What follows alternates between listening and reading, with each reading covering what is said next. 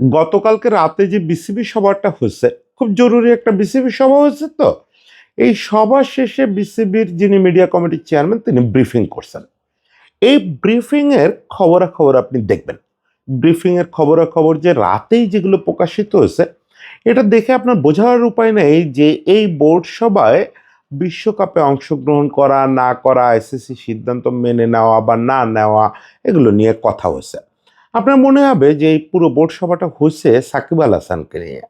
মানে বোর্ড সভা শেষে ওনারা ব্রিফ করছেন যে ওনারা সাকিব আল হাসানকে আবার জাতীয় দলে ফেরানোর উদ্যোগ নিচ্ছেন। তাকে অ্যাভেলেবেল থাকলে, ফিট থাকলে তাকে দলে নেওয়ার জন্য নির্বাচকদের বলতেছেন, এবং তার যে ব্যাপার স্যাপার আছে এগুলো সরকারের সঙ্গে ক্রিকেট বোর্ড বুঝে নেবে। একটা কিছু করে তাকে আবার ফেরানো হবে, এমনকি তাকে আবার সেন্ট্রাল কন্ট্রাক্ট অফার করা হবে, এ পর্যন্ত ওনারা বলছেন।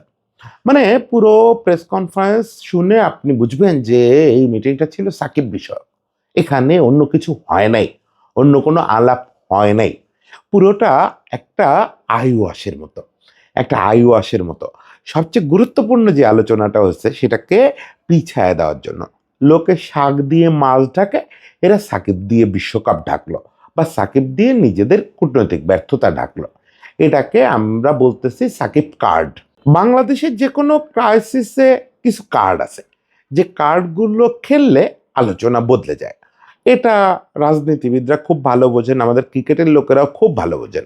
আমরা আগে পরেও দেখছি ক্রিকেট বোর্ড যখনই কোনো ক্রাইসিসে পড়ছে, বিভিন্ন সময় বিভিন্ন কার্ড খেলে তারা এই আলোচনাটা বদলায় দিতে চাইছে। এবার সেই কাজটা আরেকবার করল।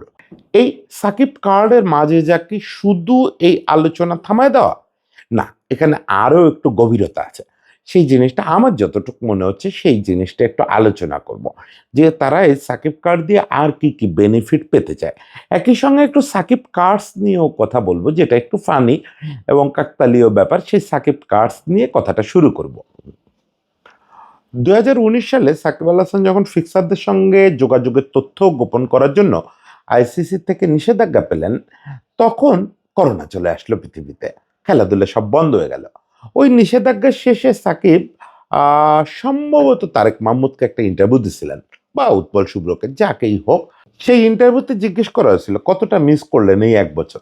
সাকিব হেসে দিয়ে বলছিল যে না, খুব একটা মিস তো করতে হয় নাই, আমিও ছিলাম না, 1 বছর তো তেমন কোনো খেলাও হয় নাই, বলতে পারেন এটা একটা আমার কৃতিত্ব।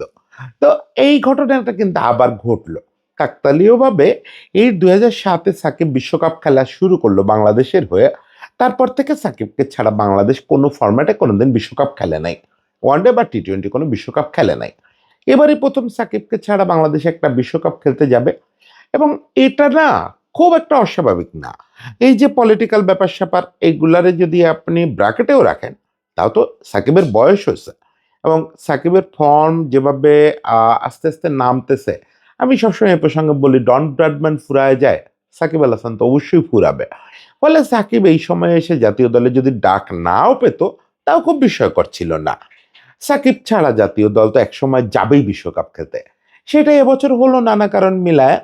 ফলে মনে হচ্ছিল প্রথম আমরা সাকিবকে ছাড়া একটা বিশ্বকাপ দেখব।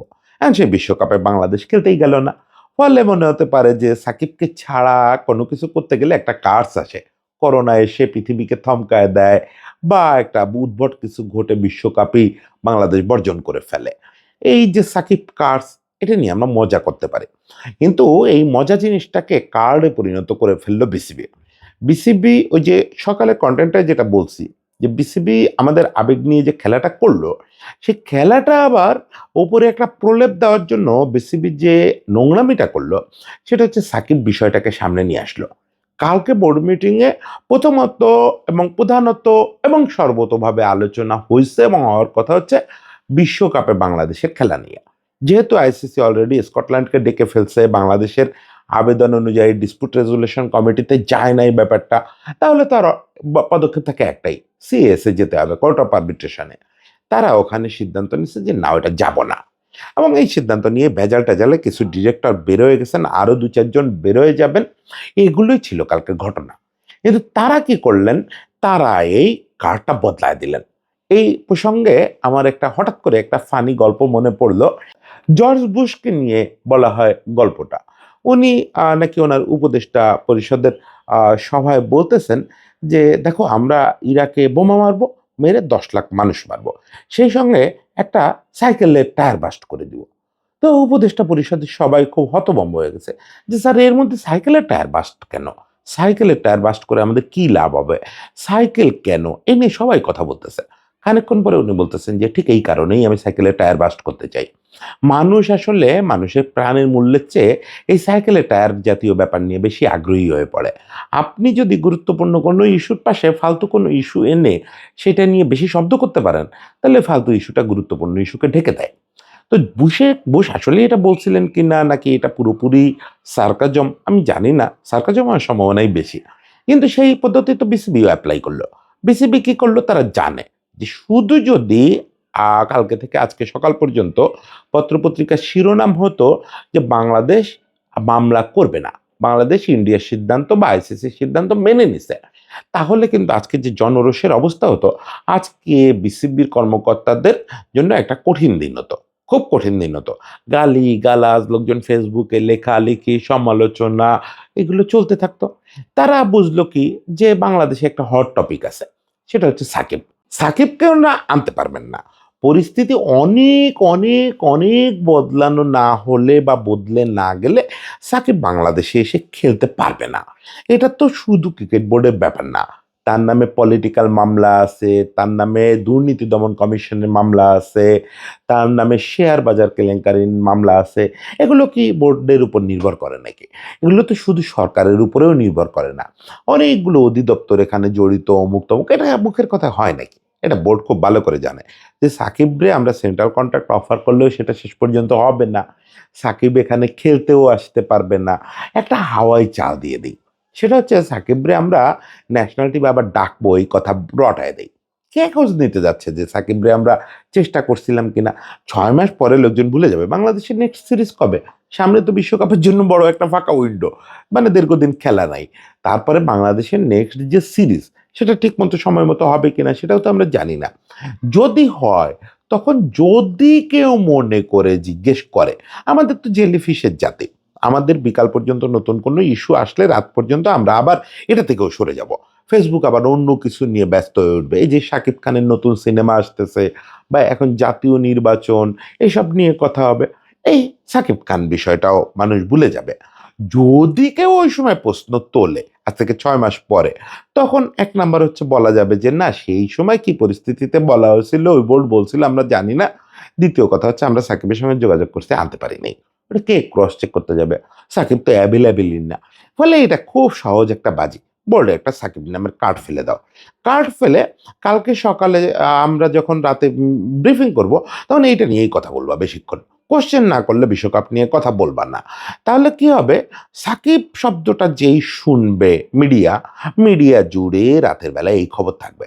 এবং কাল সারাদিন ওই গোপনে গোপনে হয়তো 2-4টা নিউজ যাবে যে বাংলাদেশ বিশ্বকাপ নিয়ে ইন্ডিয়ার সব কথা মেনে নিচ্ছে, বাংলাদেশ আর কোনো পদক্ষেপ নেবে না, উনি আর কেউ মাথা ঘামাবে না, সবাই সাকিব নিয়ে ব্যস্ত থাকবে।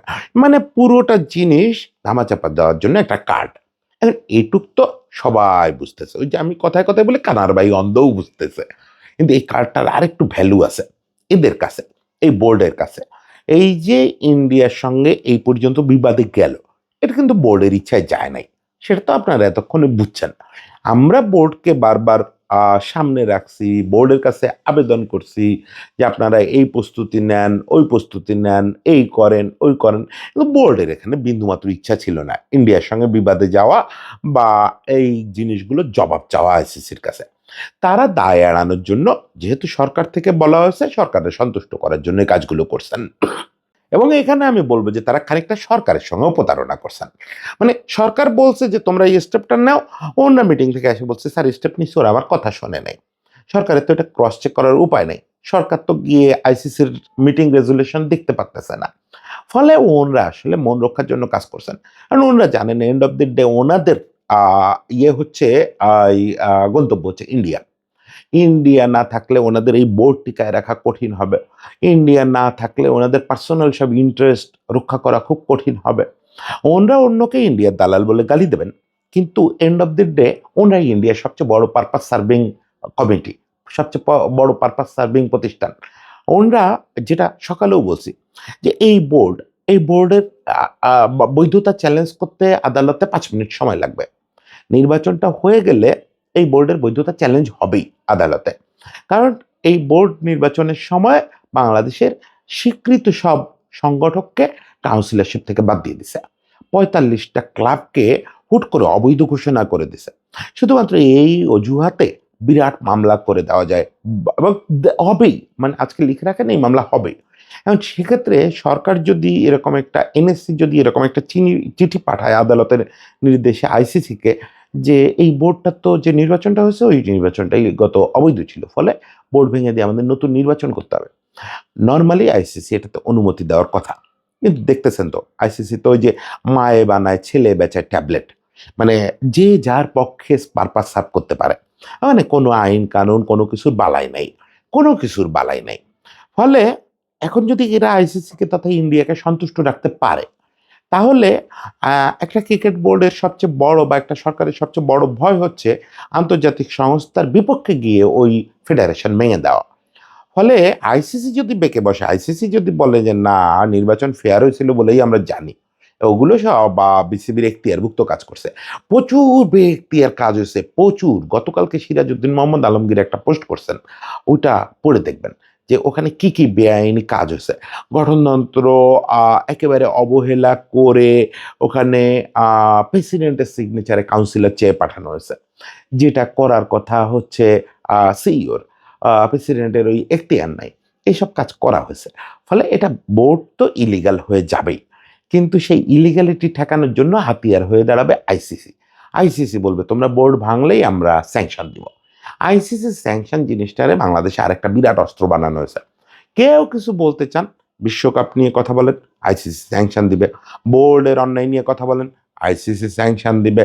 কারো বোর্ড ডিরেক্টরে কোনো কিছু জবাবদিহি চান, আইসিসি স্যাংশন দিবে। সরকারও নিরুপায়, মানে প্রত্যেকে নিরুপায়, সংবাদ মাধ্যমও নিরুপায়।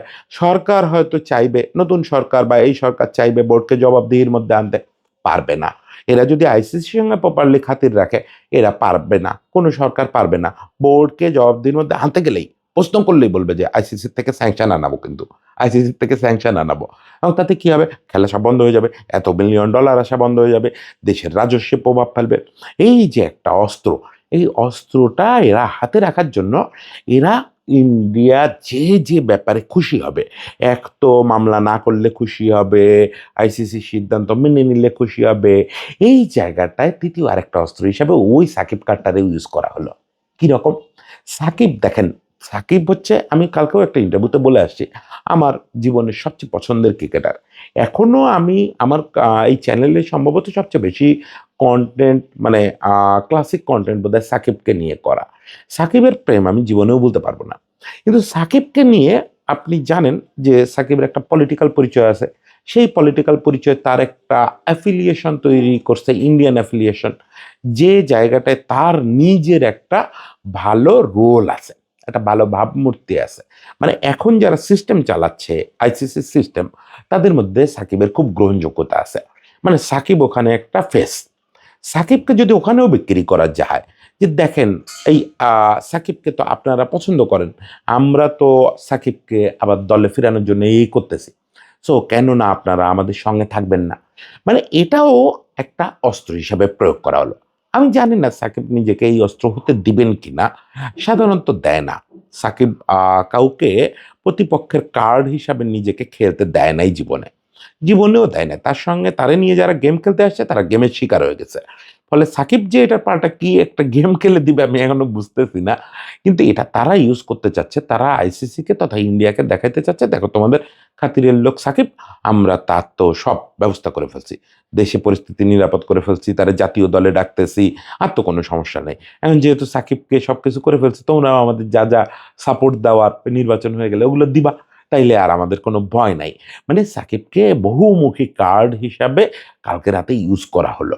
সাকিব কার্ডসের কথা বলতেছিলাম, ওটা ছিল ফাজলামো। সাকিব কার্ডটা হয়ে গেল নোংরামির আর একটা চরম রূপ। মানে নোংরামিটা কোন লেভেলে যাইতে পারে ক্রিকেট নিয়ে সেটাও বোঝা গেল ওই সাকিব কার্ড খেলার ভিতর দিয়ে। এরা এক সাকিব কার্ড দিয়ে অনেকগুলো পাখি মেরে ফেলতে চাইলো এবং আমি দেখতেছি পাখিগুলো মরে গেছে।